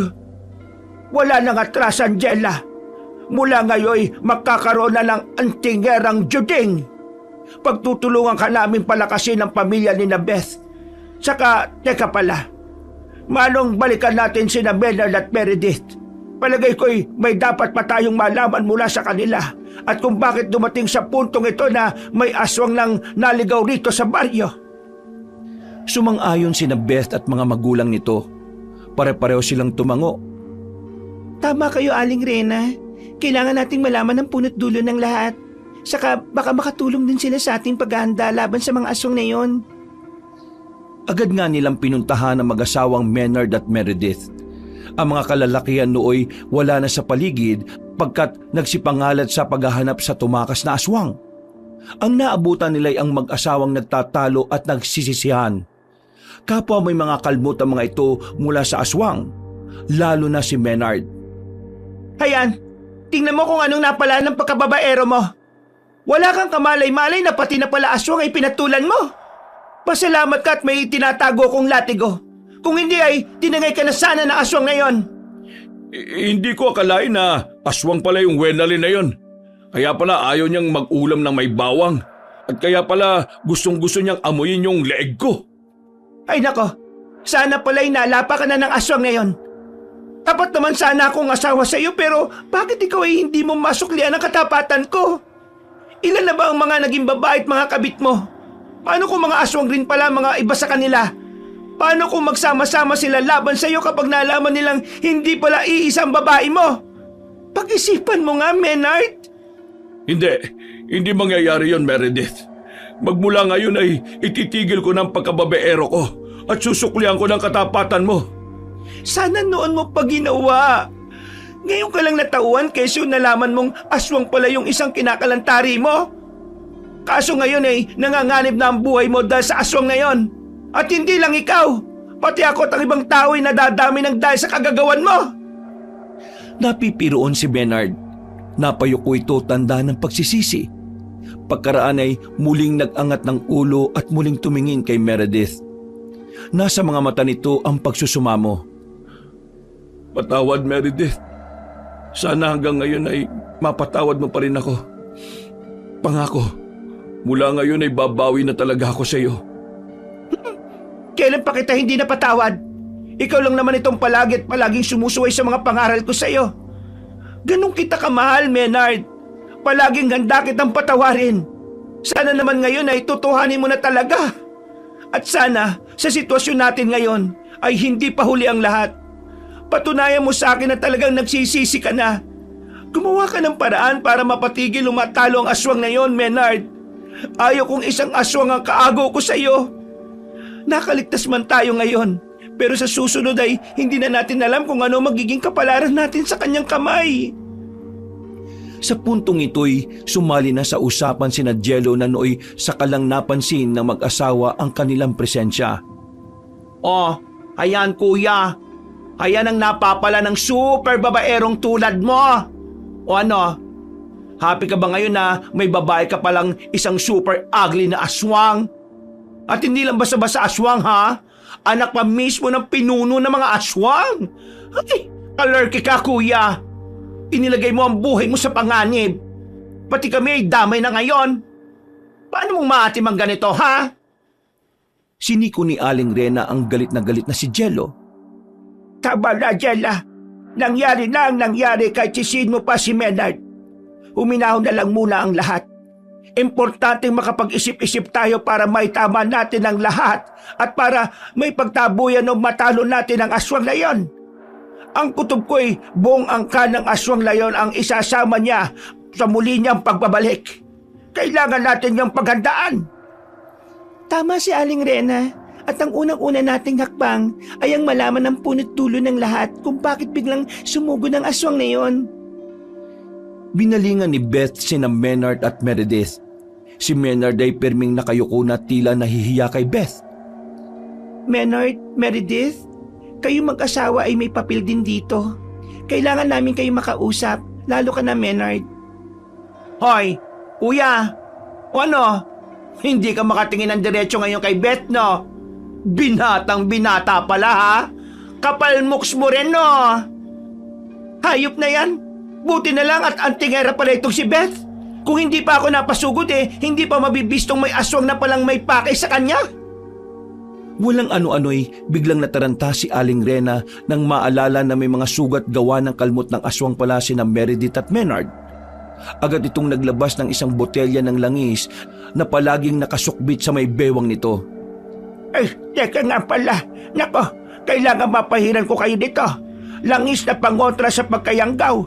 Mukhang grabe pa naman yung mga kalmot na natamo ninyo mula sa aswang na yon. Maging si Beth, nang makita ang ginagawa ni Aling Rena, ay mabilis na napalapit kina Maynard at Meredith. Sinuri nitong maigi ang mga natamo nilang kalmot. Ano Beth, may halong laway ba ng aswang ang kanilang mga sugat? Napabugan ng kanyang hininga si Beth bago sumagot. Parang nabunutan ng tinik ang dibdib. Pasalamat kayo't hindi napagandaan ng aswang na yun ng pagsugot kaya hindi niya nilagyan ng laway ang kanyang mga kuko. Palagay ko'y minanmanan lang niya talaga si Maynard. Tsaka ang pagiganti niya ngayong nalaman niyang may asawa na pala si Maynard. Hindi biro-biro ang gagawin niyang pagiganti. O siya, eto lang ang katapat na mga sugat niyo para mabilis na maghilom. Ipahid niyong madali sa mga sugat ninyo. At may inilabas pang isang botelya ng langis si Aling Rena. Iniabot nito yon kay Meredith. At siya nga pala, eto pang langis na pangontra sa kalmot ni Yanggaw na mga aswang. Ipahid niyo sa inyong balat sa susunod na makaharap ulit ninyo yung aswang. Proteksyon yan para hindi kayo mahawaan ng pagkaaswang. Nako, salamat po dito Aling Rena. Ito po ang kailangan namin ngayon ni Maynard. Nagmanta kasi yung aswang na balak niyang hawaan si Maynard. Ngayon ay hindi na mangyayari yun sa tulong ng langis na ito. Maraming salamat po talaga Aling Rena. Oh, saka ka na magpasalamat iha. Kapag lubusan na nating natalo ang aswang, Hindi pa natin alam kung ano pa ang pwedeng mangyari kapag napaharap tayong muli sa kanya. Ang susunod niyang pagsalakay ay siguradong paghahandaan niya. Posible ring lahat ng paraan ng paghawa ay gagamitin niya. Iba kung magalit at maghiganti ang isang aswang na mataas ang ranggo. Matapos makapagpahid ni Meredith at Maynard ng langis na ibinigay ni Aling Rena, ay hindi na sila nagpatumpik-tumpik pa. Agad na silang nagpulong para sa bubuin nilang plano para sa muling pagbabalik ng aswang na si Wenalyn. Pero una muna'y pinagkwento nila si Maynard kung paano nito nakilala si Wenalyn. Nakilala ko lang si Wenalyn nang makipwesta ako sa baryo Matabungkal. Malapit dun sa baryo ni Meredith. Pero hindi ko sigurado kung taga roon din siya. Pagkakalam ko'y dayo lang din siya sa Matabungkal. Maganda siya. Sexy at may kakaibang karisma na hindi ko maipaliwanag. Wag mo na nga ilarawan ang itsura niya. Hayang kasi, ganda at sexy lang ang hinahanap sa babae. Siyempre, dalaga pa kaya ganon. Pero oras na masungkit mo ang kaberhinan niya, malolosyang din naman yung paris ko. Lesson learned mo na yan sana, kuya. Ay nako, buti na lang naging sirena ako. Kung hindi, baka nakabingwit din ako ng aswang. Alam niyo, yung kakaibang karisma na yun ay sinasadya ng mga aswang para mangakit ng natitipuhan nila. O di kaya naman ay para makapambiktima. Kaya sa uli-uli ay kilatisin din yung maigi ang mga nakakasalamuhan ninyo. Huwag basta-basta magpapadala sa paglabas na itsura ng isang tao. Tama. Ganda ng ugali ang mas pagtuunan ninyo. Yun ang kahinaan ng mga aswang. Hindi nila matatagalan ng pagkukunwari. Sa umpisa lang sila makakapagpakita ng magandang ugali. Sa katagalan ay lalabas din ang totoo nilang kulay. Sa kanyang mga nalaman ay laging napapatango na lang si Maynard. Si Meredith naman ay nakamata sa asawa at napapaismid. Ano na pala ang plano natin sa pagbabalik ng babae ni Maynard na aswang? Paano natin mahuhuli yon? Kung buong ang kanyang isasama niya ay kakayanin ba natin? Hindi muna sumagot si Beth. Ito at ang mga magulang nito ay malalim munang nag-isip. Maging si Jello ay ganun din. Nang may maisip naman ay ito pa ang unang nagsalita. Teka. Since si Kuya Maynard ang pinapakay ng aswang na yon na si Wenalyn, ano kaya kung gawin nating pain si Kuya para matalo natin sila? Tingin ko naman ay malaki talagang pagkakagusto ng aswang na yon kay Kuya Pwede nating gamitin ang kahinaan na yon, di ba? Sa naisip na yun ni Jello ay biglang napatayo si Maynard na nagbabanta ang tingin sa kapatid. Ano? Tarantado ka pala, Jello Ako na kuya mo ang naisip mong ipain sa angkan ng mga aswang? Nasaan ang amor mo sa kadugo mo? Kaya mo pala akong ipahamak ng ganon-ganon na lang? Kuya, mali ka nang iniisip. Hindi kita gustong ipahamak, no? Iniisip ko lang ang kahinaan ng babae mong aswang. Saka, bakit ka matatakot Magtutulong-tulong naman tayo para matalo sila. Isa pa, tandaan mo ang balak magiganti ng aswang na yon sa'yo. Ipain ka man o hindi, pupuntirihin ka pa rin nun. Gets mo ba, kuya, ha? Gets mo? Kung ikaw na lang kaya ang ipain, akala mo ba'y ganun lang kadali ang iniisip mo? Buhay ko ang nakasalalay rito. Ay, ang tanong, kuya, may gusto ba sa akin ang aswang na yon para kagatin kung ako ang gagawing pain? Iisnabin lang nun ang beauty ko, no? At ikaw pa rin ang tatargetin. Ay, naku, Diyos ko, kuya. Gwapo ka lang talaga at macho, pero hindi gumagana ang kokote mo. Tama ang kapatid mo, Maynard. Isa pa, sa iyo nag-umpisa ang gusot na ito kaya ikaw rin ang talagang dapat na magtapos nito. At bilang isang lalaki, patunayan mo yon ngayon sa harap namin. Dapat handa kang itaya ang buhay mo at mag-isip ng makatwirang paraan para malusutan ng nakaambang panganib sa buhay nating lahat ngayon. Akala mo ba'y buhay mo lang ang nanganganib? Damay na rin kaming lahat dito, pati ang mga kababaryo natin. Tumayo na rin si Beth at minwestran silang tumigil na sa pagtatalo. Hep, nandito tayo para bumuo ng magandang plano. Ang gusto ko sana, lahat tayo ay nag-iisip ng magandang strategy. lahat ay magbigay ng suwestyon at lahat ay titimbangin natin. Kung sa tingin natin na magandang suwestyon, isasama natin sa plano. Kung di naman ganun kaganda o kaepektibo, huwag magdaramdam kung hindi natin isasali. Ang goal natin ay makabuo ng plano na magtatagumpay laban sa pagsalaki ng kampo ng aswang na yon. Biglang nagtaas ng kanyang kamay si Jello. Saka dapat ay hindi lang isang plano ang bubuuin natin. Hindi lang plan A kumbaga. Dapat ay may plan B rin tayo, plan C, and so on and so forth. Tama ka riyan, Jella. Sabi ko nga, matalino talaga ang isang Becky sa mga ganyang plano-plano eh. At syempre, sumang-ayon din sina Beth at ang mga magulang nito. Ayos, tama ka, Jello. At tama rin yung suggestion mo kanina na gawing pain si Menard. Iisa natin tong aswang na ito. Tama ba? Wendelin ang pangalan? Mali! Wenalyn, Beth, hindi Wendelin. Magre-react pa sana si Menard sa sinabi ni Beth tungkol rito, pero inunahan ito ng dalaga. At siya nga pala, Menard, sana ano man ang maging kalabasan ng mga plano natin ay huwag mo nang kontrahin lalo na kung sang-ayon naman kaming lahat. Hindi sa minamaliit ka namin ha. Saka sana ay magtiwala ka sa amin. Sa akin, sa mga magulang ko at kay Aling Rena. Tandaan mo sanang mga antingero at antingera kami at alam namin kung paano makipagharap sa mga aswang. May mga karanasan na kami sa pakikipaglaban sa kanila. Bakit si Jello? Pinakinggan nyo. Wala namang karanasan niyan sa mga aswang. Kabaklaan lang ang alam niyan eh. Dahil nakita namin na magandang suwestyon niya, Menard. Suwestyon lang naman ang kailangan namin mula sa inyong tatlo ni na Meredith eh. Isa pa, titimbangin pa nating maigi ang mga matitipon nating suwestyon. Saka walang kasarian ang talino ng tao, Menard. Huwag mong minamaliit ang katulad niya.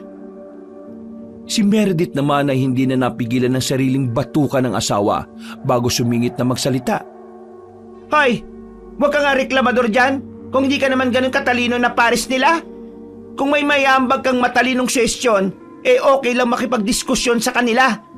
Pero kung wala, ba't hindi mo ko gayahin na nakikinig na lang? May tiwala ko sa kanila, lalo na kay Jello at Aling Rena, dahil subok ko naman na silang talagang mauhusay mag-isip kapag nagpapasya.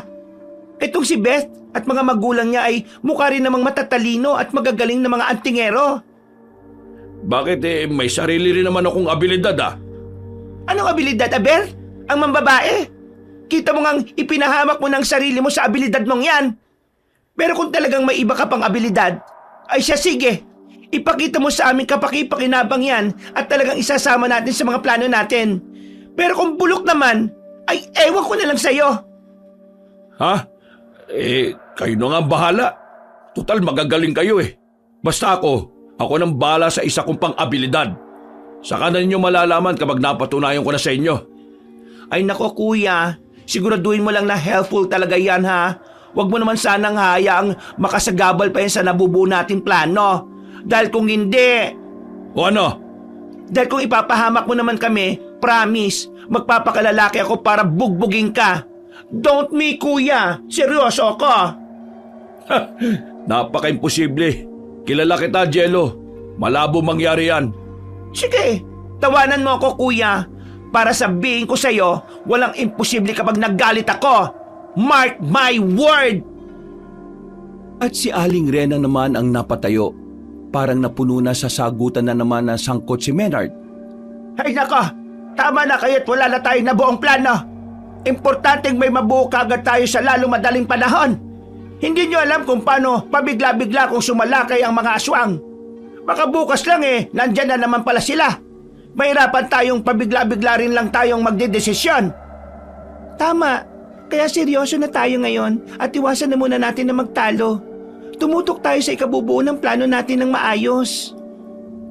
Nang gabi ring yun ay magdamagan silang bumuo ng mga plano laban sa muling pagsalakay ng aswang na si Wenalyn at kung pati ang mga kampo nito ay isama nito. Nahirapan silang buuin ang mga plano, lalo na pagdating sa parteng kailangang ipain si Menard.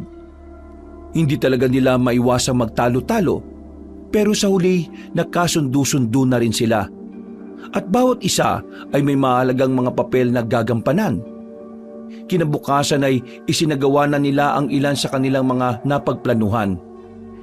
Pinulong din ni Beth ng mga magulang nito at ni Aling Rena ang lahat ng mga taga-baryo para magpamudmod ng mga pangontra at panlabang langis kontra sa mga aswang. Tinuruan na rin nila ang mga ito kung paano gumawa ng mga langis na yon. Kasama sa mga itinuro nila siyempre ay kung paano gagamitin ng mga langis. Pati na rin kung paano lalabanan ng mga aswang gamit ang ilang mga sandatang kinatatakutan at nakapagpapahina sa mga aswang. Si Jello naman, sa loob ng ilang linggo, ay sinanay ni Aling Rena bilang susunod na antingero sa kanya. Si Beth naman at ang mga magulang nito ay tinuruan din si Aling Rena kung paano gumawa ng makabago mga pangontra at panlabang mga langis. Ang mag-asawang Maynard at Meredith naman ay tinatad ng kanilang bahay, kapwa sa loob at maging sa kanilang bakuran ng napakaraming pangontra. Mga dahong kinatatakutan ng mga aswang, nagsabit ng mga lingkaw, nagbaliktad ng mga walis sa may pintuan, naghagis ng mga tangkay ng makabuhay sa kanilang bubong, at kung ano-ano pa. Alam kasi nilang ang bahay nila ang malamang na unang-unang sasalakayin sa muling pagbabalik ni Wenalyn. Kung kaya todo ang paghahanda nila. Hayan, siguro naman ay hindi ka na malalapitan basta-basta ng aswang na Wenalyn na yon. At ikaw naman, Maynard, huwag ka muna maglalalabas ha. Baka mamaya may mamataan ka na namang maganda at sexy sa labas. Tapos pain lang pala ng mga aswang. Tandaan mo ang sinabi ni Aling Rena, mga tuso mga aswang. At may naalala pa si Meredith. Ay, oo nga pala, Maynard. Yung napag-usapan natin sa plano natin tungkol sa inyo ni Jello. Sabi sa akin ni Beth simulan na raw ninyo yon bago pa man dumating ang mga aswang. Gawin daw ninyo yon ng palim sa umaga pagkabukang liwayway. Para raw hindi matunugan ng mga aswang na posibleng nagmamanman lang sa palipaligid. Oo, Meredith. Napag-usapan na namin yan kanina ni Jello. Sana lang mapangatawanan ko ng maayos.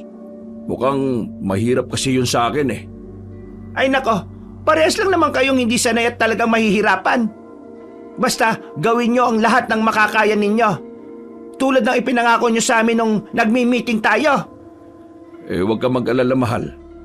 Bilang ako na pinagsisisihan ang lahat ng mali kong nagawa sa iyo, ibubuhos ko ang lahat ng makakaya ko para maging tagumpay ang plano natin laban sa kampo ni na Wenalyn.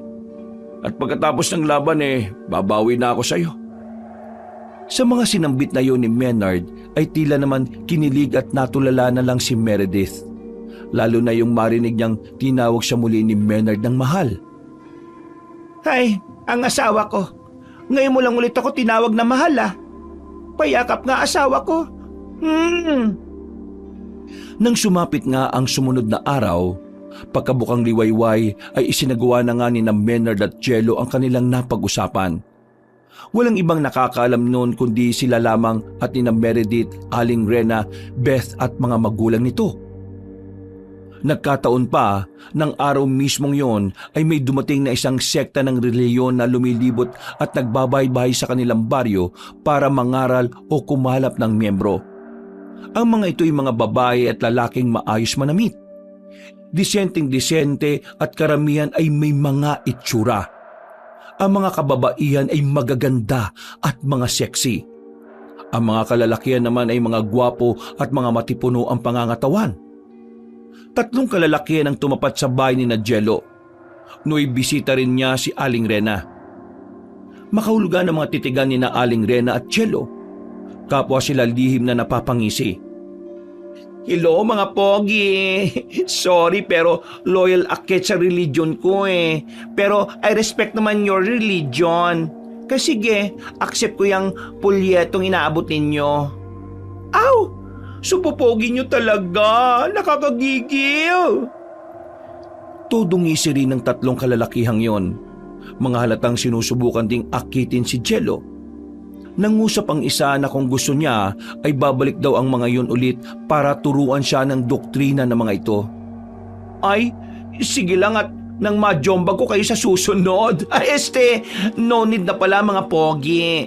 Baka kasi magalit at magselos ang jowa ko Sorry pero mas gwapo at macho siya kaysa sa inyo. And for your info, ayaw ng jowa ko yun na umaanib ako sa ibang religion. Dapat daw ay same lang kami ng religion.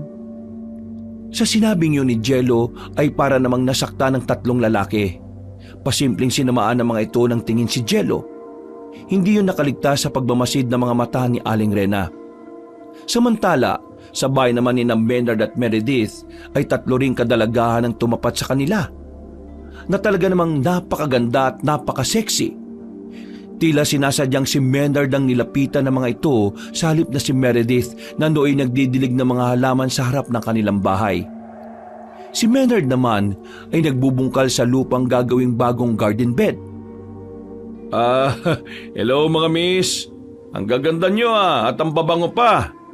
Ay, ako nga pala si Maynard. Binata, walang jowa. Available na available. Pwede ko ba kayong makilala?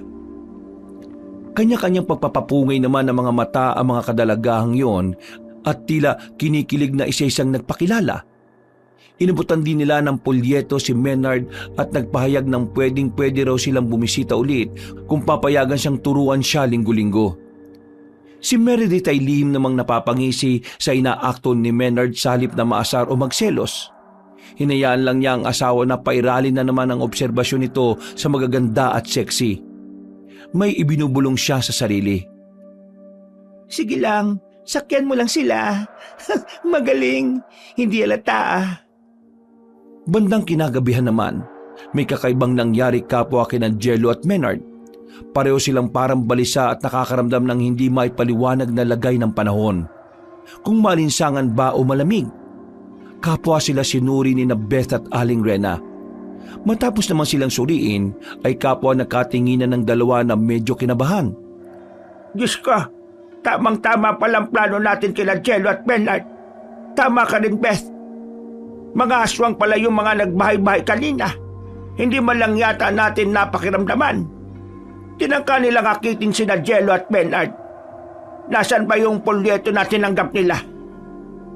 Inilabas ni Meredith ang mga polyetong yon. Dali-dali namang ipinalpag ang mga yon ni Aling Rena sa ibabaw ng mesita.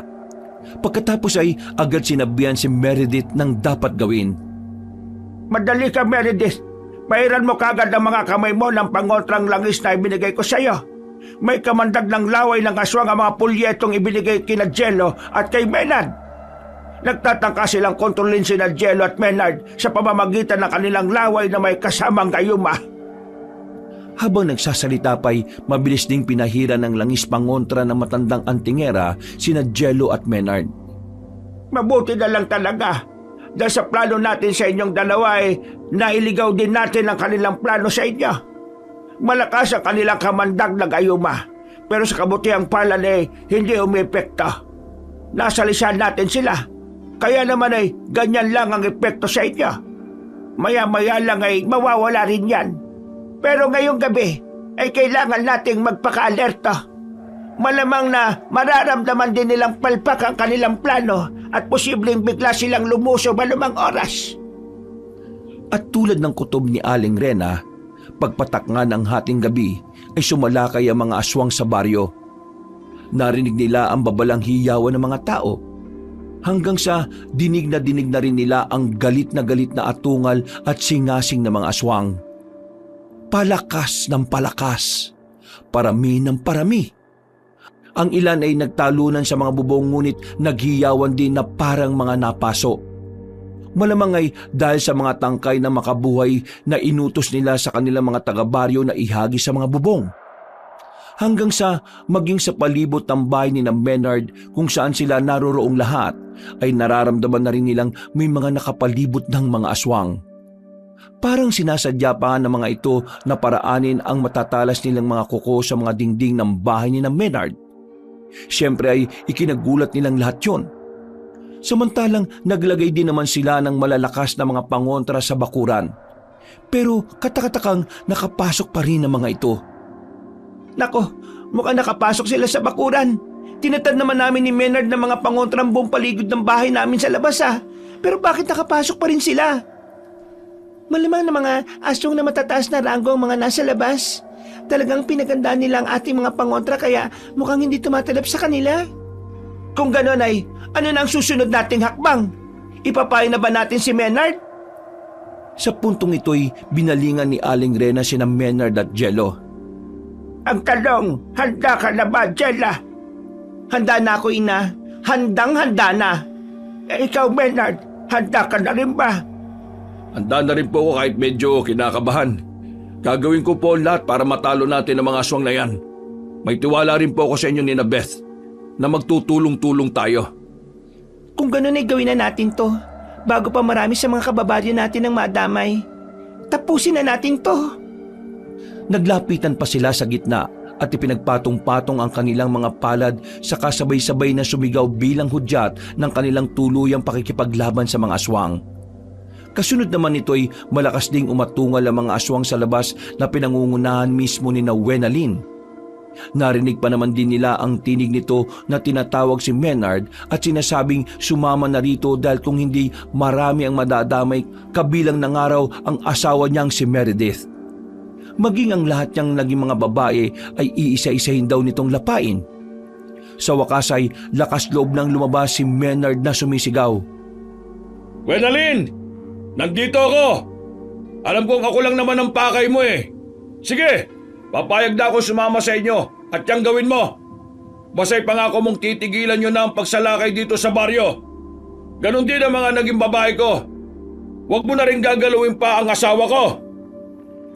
Habang nagsasalita si Menard ay palihim namang nagsisiposisyon sina Aling Rena, Beth at mga magulang nito sa pinagplanuhan nilang mga lokasyon nang sa ganun ay pabigla silang sasalakay kapag nag-umpisa na ang laban. Si Jello sa kabilang banda ay hindi nila napansing humiwalay ng direksyong tinahak. Tila may sarili itong plano na hindi sinabi sa mga kasama. Samantala ay nakangising lumapit ang aswang na si Wenalyn kay Menard.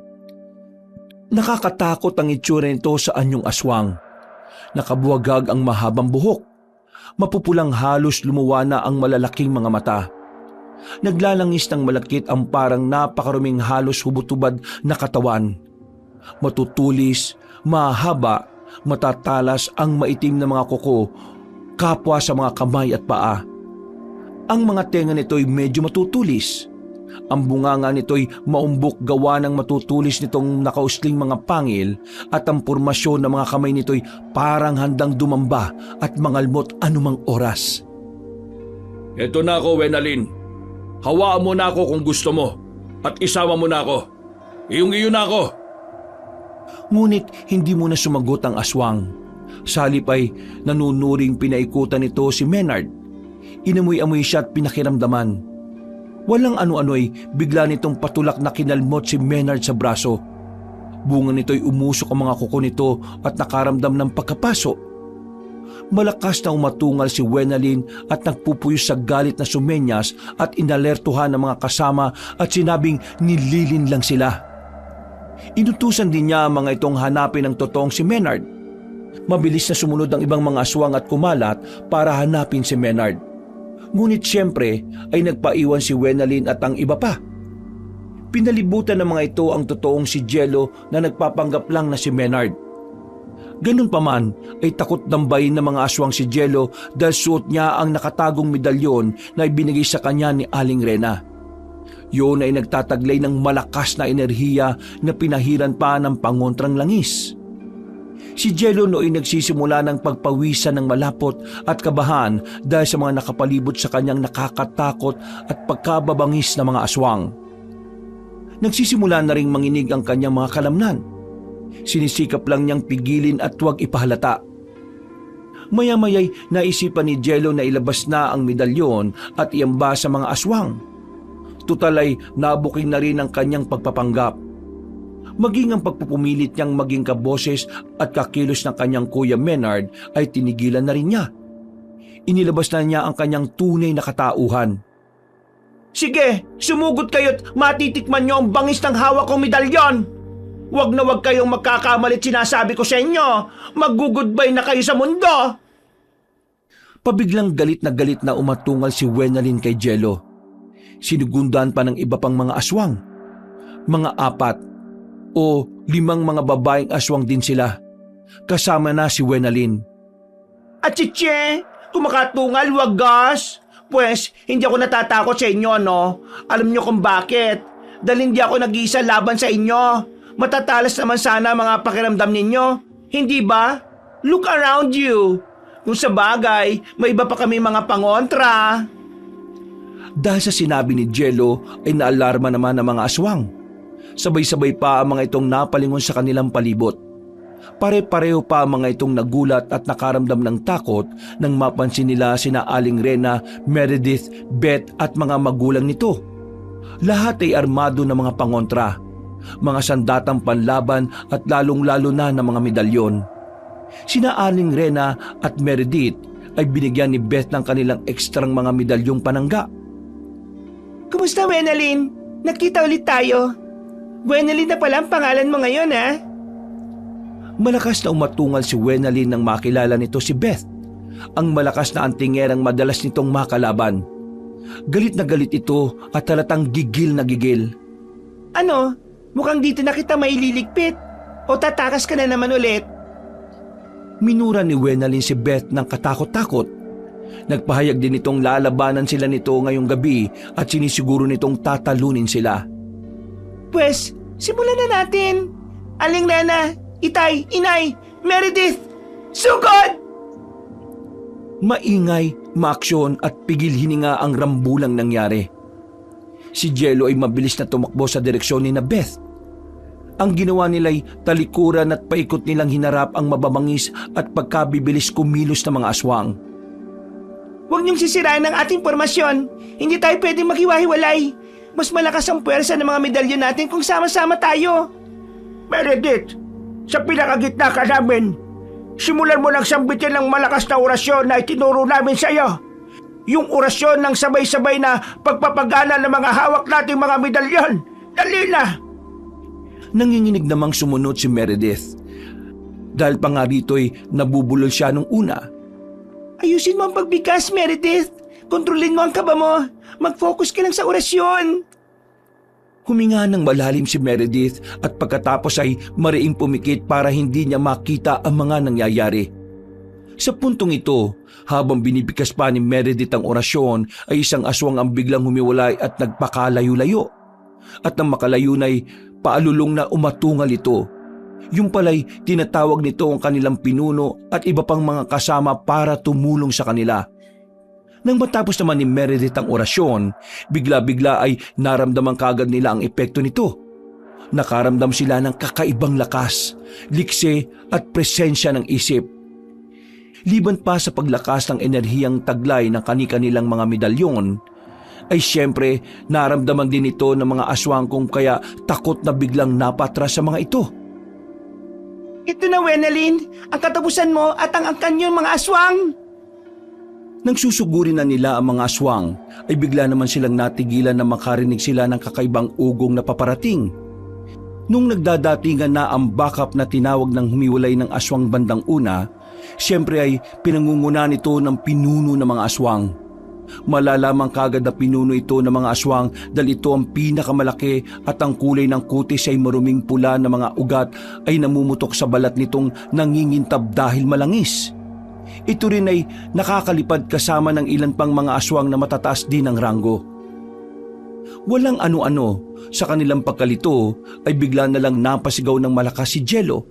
Kaya pala'y napakabilis niyang biglang dinagit ang pinunong aswang. Payugyug ang paraan nito ng pagdagit kaya halos mahilo si Jello at nabitiwan ang hawak niyang medalyon. Inang Rena! Beth! Meredith! Tulong! Tulong! Naalarma doon sina Aling Rena, Meredith, Beth at mga magulang nito. Lahat sila ay hindi makapaniwala sa isang iglap ay ganun lang kadaling nadagit si Jello. Hindi man lang nila ito naprotektahan. Hindi rin nila inaasahang wala palang epektong enerhiya ng kanilang mga medalyon sa ganong kabilis na pagdagit ng pinuno. At lalo pa silang nag-alala at lumarawan ng takot sa kanilang mga mukha nang magpataka ng dugo mula sa ere. Dugo! Diyos ko po! Si Jello! Mukhang nilabanan ng pinunong aswang sa ere! Saka yung medalyon niya! Nahulog yata niya sa bandaron! Hindi! Hindi pwedeng malapa ng aswang si Jella! Siya ang susunod sa akin, Antingero! Hindi! Tatakbuhin sana at pupulutin ni Aling Rena ang nahulog na medalyon ni Jello sa isang banda. Pero natigilan siya nang biglang may mga bultong lumagapak sa harap niya mismo. Yun ay walang iba kundi ang pinunong aswang at mahigpit pa ring hawak-hawak si Jello. Napatras si Aling Rena nang mapansin niyang parehong duguan ng dalawa. Si Jello ay bali nakadagan sa pinuno. Jello! Diyos ko! Jella! Jella! Si Jello naman ay gumalaw-galaw at mabilis na bumangon bago pa man siya lapitan at tangkaing tulungan ni Aling Rena. Napapangiwi siya dahil sa nakakasulasok na amoy at nakadidiring malakit at malangis na balat ng pinunong aswang. Ew! Kaderder namang aswang to! Ang lansa at ang baho! Yuck! Ay nako, salamat at mukhang ayos ka naman pala, Jella. Pero talaga ba? Wala kang sugat, kagat ng aswang o ano? Sandali, tutulungan kitang makawala sa aswang na yan. Pero teka, may tama yata siya ng sibat. Nang mapansin naman ni Jello na may tama nga ng sibat ang dibdib mismo ng pinunong aswang, ay nanlaki ang kanyang mga mata. OMG! Kaya pala bigla kami bumagsak mula sa ere. Pero, ouch! Aray! Naparay sa sakit si Jello nang dahil sa mahigpit pa pala siyang hawak ng pinunong aswang. Ang matutulis nitong mga kuko ay nakabaon sa kanyang braso. Kinabahan sila at natataranta pareho ni Aling Rena nang mapansin nilang tila nagkakamalay pa ang aswang. Kaya naman alertong kumilos si Aling Rena. Ay, Jaske! Sandali, tutulungan kitang makawala. Jella, baka bigla kang kagatin ng aswang na yan at delikado. Apurahang inilabas ni Aling Rena ang isang botelyang naglalaman ng espesyal na langis. Medyo nanginginig niyang binuksan ang laman nito at mabilis na ibinuhos sa tinamaang dibdib ng pinunong aswang. Yung pala'y langis na sadyang pambuhos sa sugat ng aswang para hindi maghilom at para tuluyang itong manghina. Nang magsimula ngang umusok ang sugat ng pinunong aswang, ay malakas itong umatungal at namilipit sa hapding nararamdaman.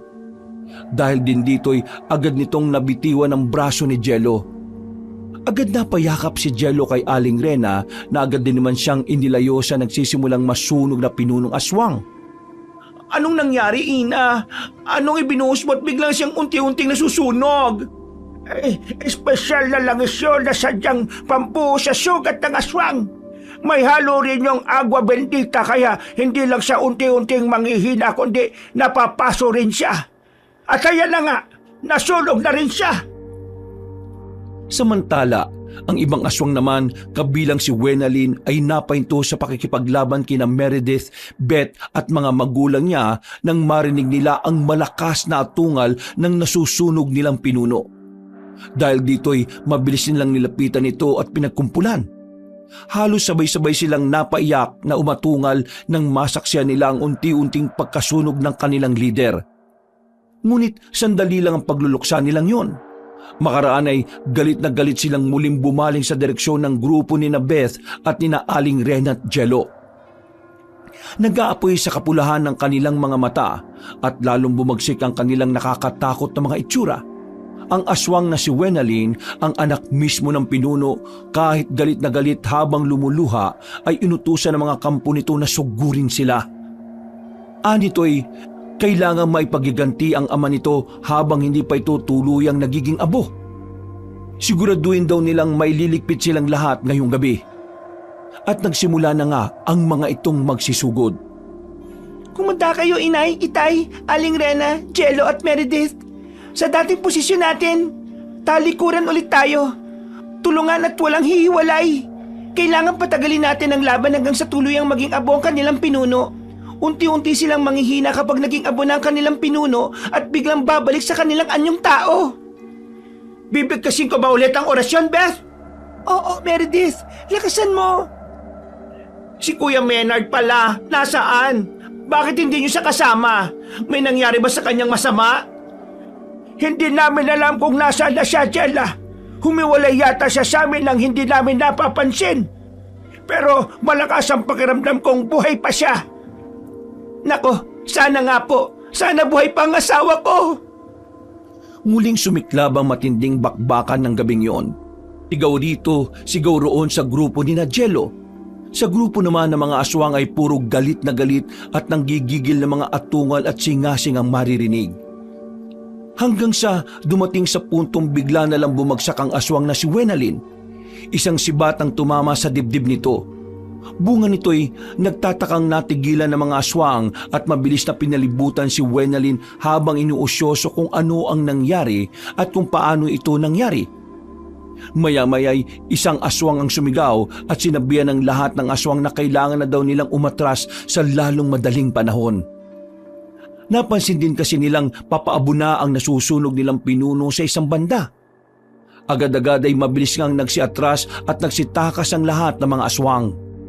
Isasama pa sana nilang itakas si Wenalyn, ngunit noong mabilis nang nagiging abo ang kanilang pinuno, kung kaya ay iniwanan na lang nila ito na naghihingalo.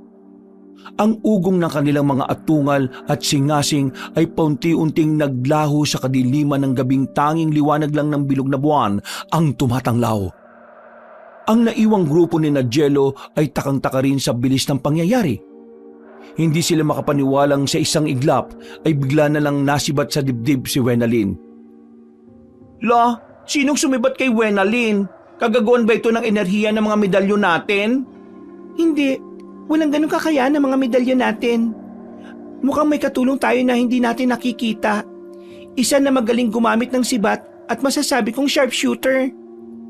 Bigla ay may naalala si Jello. Magaling gumamit ng sibat? Sharpshooter? Teka, maalala ko lang. Ate Meredith, di ba may nakadisplay na sibat sa salas ninyo? Hindi kaya... Hindi magaling sa sibat ang Kuya Menard mo.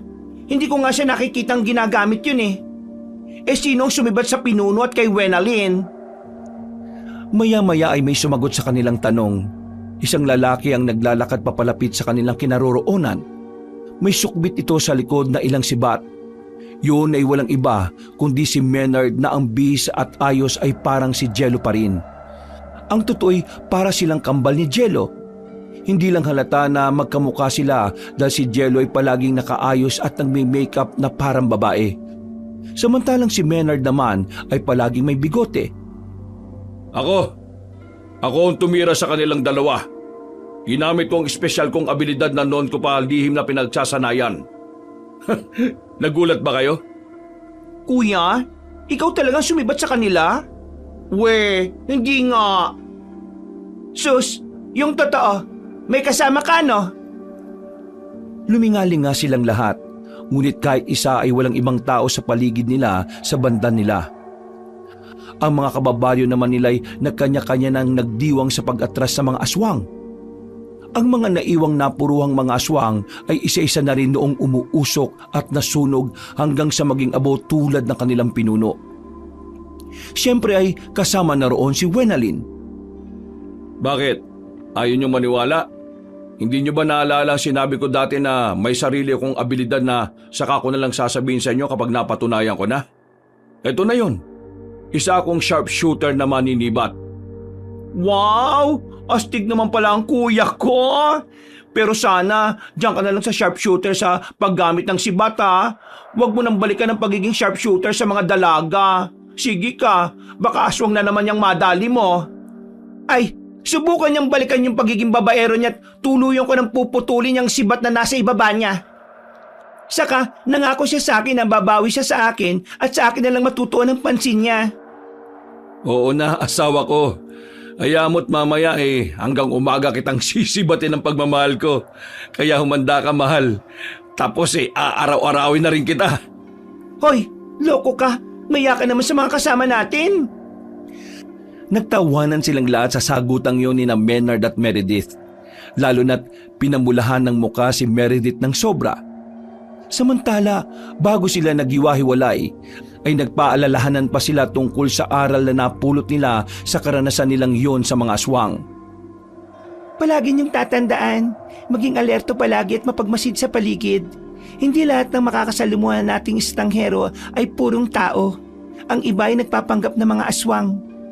Karaniwan sa kanila ay magaganda at mga gwapo na ginagamit ang kanilang alintog para mangakit ng mabibiktima o mayayanggaw para makaisang dibdib. Tama. Yan din ang palagi kong sinasabi rito kay Jella, na umiwas siya sa mga gwapo at macho. At kayo naman, Maynard at Meredith, lalo ka na, Maynard, makontento na kayo sa mga asawa ninyo at huwag nang maghanap ng iba. Kasalanan din sa Diyos ang pangangalun niya, liban pa sa pwede kang magkasakit kung paiba-ibang partner mo. Wag na po kayo mag-alala, Aling Rena. Simula ngayon magbabago na talaga ako. Babawi ako rito kay Meredith. Binalingan ni Maynard si Meredith. Nangaakit na hinila niya ang kamay nito at niyayang sumama na sa kanya. Ano, Meredith? Tara na at sisibatin na kita hanggang umaga. At si Meredith ay nagpakipot pa kunwari at ayaw magpahila. Hoy, gago, sira ulo ka, ayoko nga. Pero sa huli, nagpatiano din naman. Bagay na pinagtawanan at pinag-iilingan ng ulo ni Jello, Aling Rena, Beth at ng mga magulang nito. Wakas!